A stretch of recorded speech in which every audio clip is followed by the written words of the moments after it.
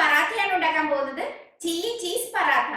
ഇത് കുറച്ച് ചീസും പച്ചമുളകും മല്ലിയിലയും എല്ലാം കൂടി ഒരു ഫില്ലിംഗ് വെച്ചിട്ടുള്ള ഒരു പറാത്തയാണ്. നല്ല ടേസ്റ്റ് ആണ് കഴിക്കാനായിട്ട്. കുട്ടികൾക്കും വലിയവർക്കും ഒക്കെ ഒരുപോലെ ഇഷ്ടപ്പെടും. അപ്പൊ ഇതെങ്ങനെയാണ് ഉണ്ടാക്കുന്നത് നോക്കാം.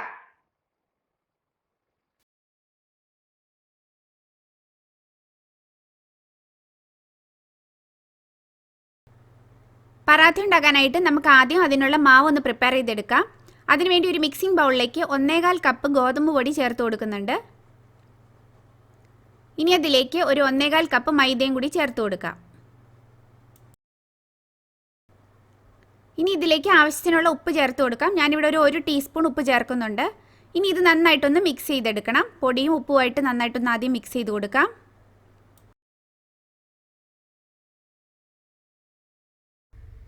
ഇനി ഇതിലേക്ക് ഒരു 3 ടേബിൾ സ്പൂൺ വെളിച്ചെണ്ണ ഒഴിച്ചു കൊടുക്കുന്നുണ്ട്.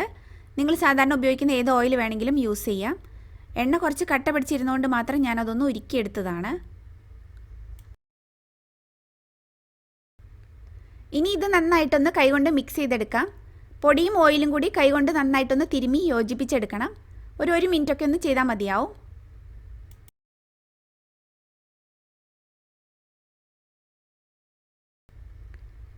ഇനി ഇത് കുറേശ്ശെ വെള്ളം ഒഴിച്ച് നമുക്ക് ഈ പൊടി ഒന്ന് കുഴച്ചെടുക്കാം. ഞാനിവിടെ 1 കപ്പ് ചെറു ചൂടുവെള്ളമാണ് എടുത്തിരിക്കുന്നത്. നമുക്ക് ഈ 1 കപ്പ് മുഴുവൻ ആവശ്യം വരില്ല. ഒരു 3-4 ടേബിൾ സ്പൂൺ കുറവ് മതിയായിരിക്കും. നമ്മൾ ചപ്പാത്തിക്കൊക്കെ കുഴച്ചെടുക്കുന്ന പോലെ കുഴച്ചെടുക്കാം. പക്ഷെ മാവ് ടൈറ്റായി പോവരുത്. നല്ല സോഫ്റ്റ് ആയിട്ടുള്ളൊരു മാവായിരിക്കണം. പൊടി വെള്ളം കൂടി ജസ്റ്റ് ഒന്ന് യോജിച്ച് കഴിയുമ്പോൾ നമുക്ക് കൈകൊണ്ട് ഇത് നന്നായിട്ടൊന്ന് കുഴച്ചെടുക്കാം.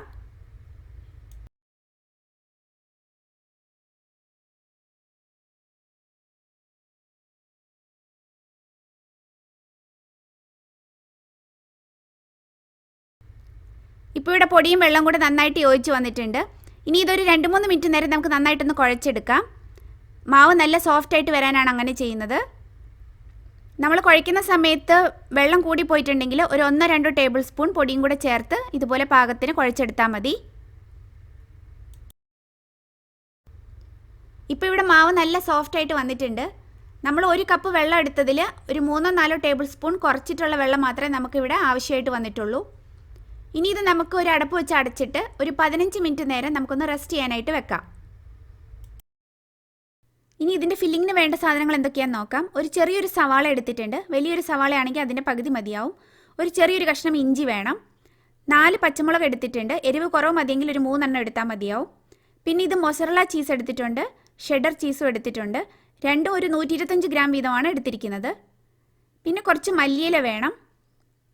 പിന്നെ ഒരു 1 ടീസ്പൂൺ ജീരകം പൊടിച്ചത്, ഒരു 1/4 ടീസ്പൂൺ ഉപ്പും വേണം. ഇനി ഇതിൽ അരിഞ്ഞെടുക്കാനുള്ളതൊക്കെ ഒന്ന് ചെറുതായിട്ട് അരിഞ്ഞെടുക്കാം.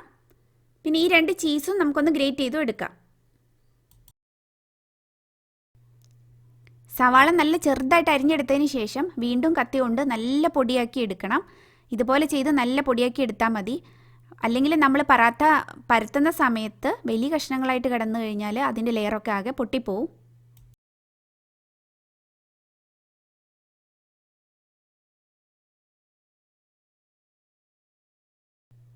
പച്ചമുളകും അതുപോലെ തന്നെ നല്ല ചെറുതായിട്ട് അരിഞ്ഞെടുത്തതിന് ശേഷം വീണ്ടും നല്ല പൊടിയാക്കി എടുക്കണം. അങ്ങനെ ചെയ്യുവാണെങ്കിൽ നമ്മൾ പച്ചമുളക് കടിച്ചിട്ടുള്ള ഒരു ഭയങ്കര എരിവ് വരത്തില്ല. ഇഞ്ചി ഇതുപോലെ തന്നെ നല്ല പൊടിയാക്കി എടുക്കാം.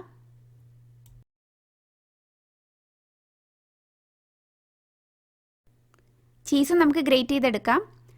ഇതിൻ്റെ ഈ ഒരു വലിയ ഹോൾസ് ഉള്ള ആ സൈഡ് വെച്ചിട്ടാണ് നമ്മൾ ഗ്രേറ്റ് ചെയ്തെടുക്കേണ്ടത്. ചീസ് നമ്മൾ ഗ്രേറ്റ് ചെയ്യുന്നതിന് തൊട്ട് മുമ്പ് ഫ്രിഡ്ജിൽ നിന്ന് പുറത്തേക്ക് എടുത്താൽ മതി. കാരണം മൊസറല്ല ചീസ് അതിൻ്റെ ടെക്സ്ചർ കുറച്ച് സോഫ്റ്റാണ്. അപ്പോൾ അത് നമ്മൾ നേരത്തെ പുറത്തെടുത്ത് വെച്ചാൽ അത് ഭയങ്കര സോഫ്റ്റായി പോവും. അപ്പോൾ പിന്നെ അത് ഗ്രേറ്റ് ചെയ്യാനായിട്ട് ബുദ്ധിമുട്ടാവും. ഇനിയൊരു ബൗളിലേക്ക് നമ്മൾ ഗ്രേറ്റ് ചെയ്ത് വെച്ചിരിക്കുന്ന മൊസറല്ല ചീസും ഷെഡർ ചീസും ചേർത്ത് കൊടുക്കാം. ഇനി ഇതിലേക്ക് നമ്മൾ പൊടിയായിട്ട് അരിഞ്ഞു വെച്ചിരിക്കുന്ന ഒരു ചെറിയ സവാള, ഒരു ചെറിയ കഷ്ണം ഇഞ്ചി, 4 പച്ചമുളക്, പിന്നെ അരിഞ്ഞു വെച്ചിരിക്കുന്ന മല്ലിയിലയും ചേർത്ത് കൊടുക്കാം. ഇനി ഇതിലേക്ക് ഒരു ടീസ്പൂൺ ജീരകം പൊടിച്ചതും ഒരു 1/4 ടീസ്പൂൺ ഉപ്പും കൂടി ചേർത്ത് കൊടുക്കാം. എന്നിട്ട് ഇനി ഇത് നന്നായിട്ട് ഒരു സ്പൂൺ വെച്ചിട്ട് നന്നായിട്ടൊന്ന് ഇളക്കി കൊടുക്കണം.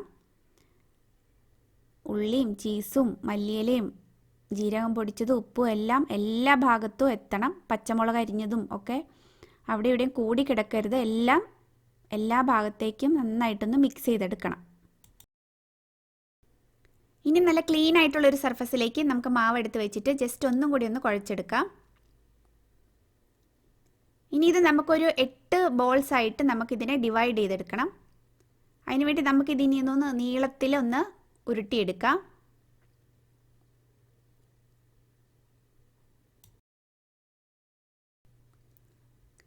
ഇനി ഇതൊരു 8 പീസായിട്ട് നമുക്കൊന്ന് കട്ട് ചെയ്തെടുക്കാം. എന്നിട്ട് ഇതെല്ലാം നല്ല ഷേപ്പാക്കി ഒരേ വലുപ്പത്തിലുള്ള ഉരുളകളാക്കി ഉരുട്ടിയെടുക്കാം. നമ്മളിതൊരു 4 പേർക്കുള്ള ക്വാണ്ടിറ്റിയാണ് ഉണ്ടാക്കുന്നത്. അതുകൊണ്ടാണ് നമ്മളിത് ഒരു 8 പീസായിട്ട് മുറിച്ചെടുക്കുന്നത്.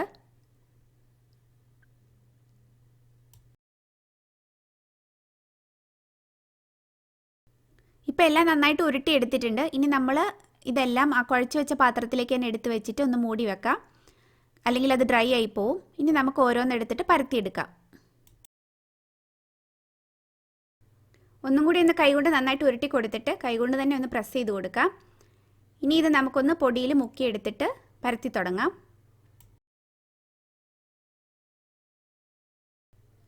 ഇതിനകത്തേക്ക് ഫില്ലിംഗ് വെച്ച് കൊടുക്കാനുള്ള ഒരു പരുവത്തിൽ ചെറിയൊരു വട്ടത്തിൽ ഇപ്പോൾ പരത്തിയെടുത്താൽ മതി.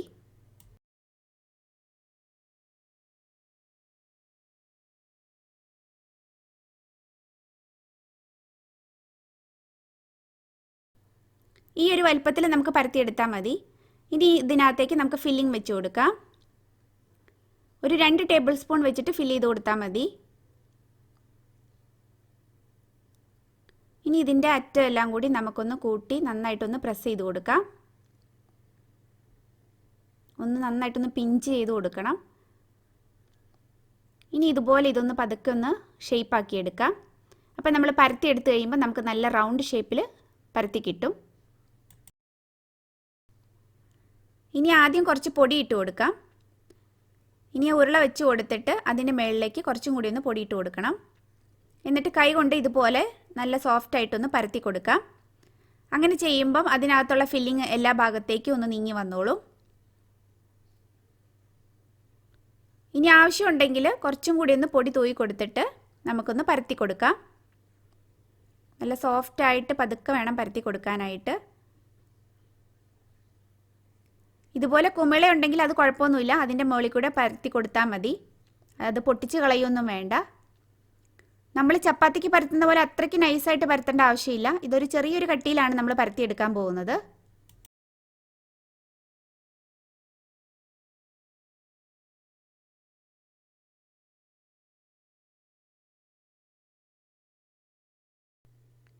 ഇപ്പോൾ ഇവിടെ നന്നായിട്ട് പരത്തിയെടുത്തിട്ടുണ്ട്. ഈ ഒരു കനത്തിലാണ് നമ്മൾ പരത്തിയിരിക്കുന്നത്. ഇനി ഇതൊരു പ്ലേറ്റിലേക്ക് വെച്ച് കൊടുക്കാം. എന്നിട്ട് ബാക്കിയുള്ളതും ഇതുപോലെ തന്നെ പരത്തിയെടുക്കാം. ഇപ്പോൾ ഇവിടെ എല്ലാം പരത്തി റെഡിയാക്കിയിട്ടുണ്ട്. ഇനി ഇത് ചുട്ടെടുക്കാം. ഇപ്പോൾ ഇവിടെ ഒരു പാൻ അടുപ്പത്ത് വെച്ച് ചൂടായിട്ടുണ്ട്. ഇനി ഫ്ലെയിം ഒരു മീഡിയത്തിലേക്ക് വെച്ച് കൊടുക്കാം. എന്നിട്ട് ഇതിലേക്ക് ഒരു പറാത്ത ഇട്ട് കൊടുക്കുന്നുണ്ട്. ഇതിൻ്റെ അടിഭാഗത്ത് അവിടെ ഇവിടെയൊക്കെ ഒരു ബ്രൗൺ സ്പോട്ട്സ് വന്ന് തുടങ്ങുമ്പോഴാണ് നമുക്കിത് മറിച്ചിടേണ്ടത്. ഏകദേശം ഒരു 50 സെക്കൻഡ് മുതൽ 1 മിനിറ്റ് വരെയൊക്കെ എടുക്കും. നമ്മൾ വെക്കുന്ന ഫ്ലെയിം അനുസരിച്ച് ഇതിന് സമയത്തിന് വ്യത്യാസം വരാം. എന്തായാലും നമ്മളിതൊരു മീഡിയം ഫ്ലെയിമിൽ വെച്ചിട്ട് വേണം ചുട്ടെടുക്കാനായിട്ട്. അടിഭാഗം ഏകദേശം ഒന്നായി തുടങ്ങുമ്പം ഇതിൻ്റെ സൈഡ്സ് ഒക്കെ ചെറുതായിട്ടൊന്ന് ബൾജ് ചെയ്ത് തുടങ്ങും. ഈ സമയത്ത് നമുക്ക് ആദ്യത്തെ പ്രാവശ്യം ഒന്ന് മറിച്ചിടാം. ഇപ്പോൾ ഇവിടെ ഈ കാണുന്ന പോലെ ചെറിയ ചെറിയ ബ്രൗൺ സ്പോട്ട്സും വന്നിട്ടുണ്ടാവും. അപ്പോൾ ഇതാണ് നമ്മൾ മറിച്ചിടേണ്ട ഒരു സമയം. ഇനി ഇതൊന്ന് വെന്ത് വരാനായിട്ട് ഒരു 30 മുതൽ 40 സെക്കൻഡ് നേരം എടുക്കും.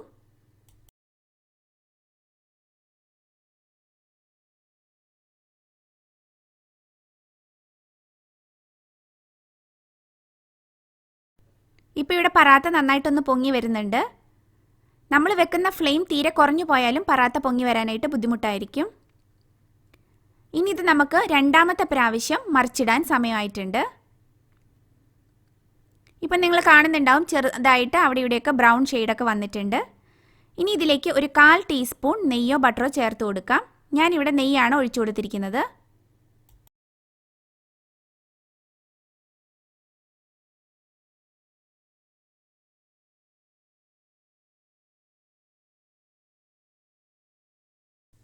നെയ്യ് പരട്ടി കൊടുത്തതിന് ശേഷം നമുക്കൊരു 10-20 സെക്കൻഡ് കൂടി ഒന്ന് വെയിറ്റ് ചെയ്യണം.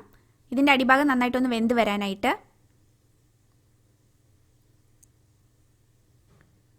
ഇനി ഇത് നമുക്ക് മൂന്നാമത്തെ പ്രാവശ്യം ഒന്നും കൂടി ഒന്ന് മറിച്ചിട്ട് കൊടുക്കാം. ഇനി ഈ സൈഡിൽ നമുക്കൊരു 1/4 ടീസ്പൂൺ നെയ്യ് എല്ലാ ഭാഗത്തും ഒന്ന് പരട്ടി കൊടുക്കാം. നമ്മൾ ഈ പറാത്ത ചുടുന്ന സമയത്ത് വേണമെങ്കിൽ നെയ്യോ ബട്ടറോ ഒന്നും ചേർക്കാതെയും ചുട്ടെടുക്കാവുന്നതാണ്. പക്ഷെ അങ്ങനെ ചെയ്യുന്ന സമയത്തും നമ്മളിപ്പോൾ ചെയ്ത പോലെ 3 പ്രാവശ്യം മറിച്ചിട്ട് ചുട്ടെടുക്കണം. മൂന്നാമത്തെ പ്രാവശ്യം മറിച്ചിട്ടെടുക്കുമ്പോഴാണ് ഇത് നന്നായിട്ട് പൊങ്ങി വരുന്നത്. ഇപ്പോൾ നമ്മുടെ പറാത്ത ഇവിടെ റെഡി ആയിട്ടുണ്ട്. ഇത് നമുക്കൊരു പ്ലേറ്റിലേക്ക് മാറ്റി കൊടുക്കാം.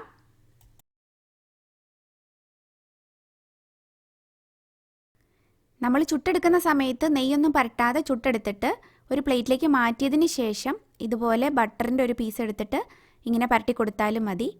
2 സൈഡിലും ഇതുപോലെ പരട്ടി കൊടുക്കാം. അങ്ങനെയും ചെയ്തെടുക്കാം. അപ്പോൾ നമ്മുടെ ചില്ലി ചീസ് പറാത്ത ഇവിടെ റെഡി ആയിട്ടുണ്ട്.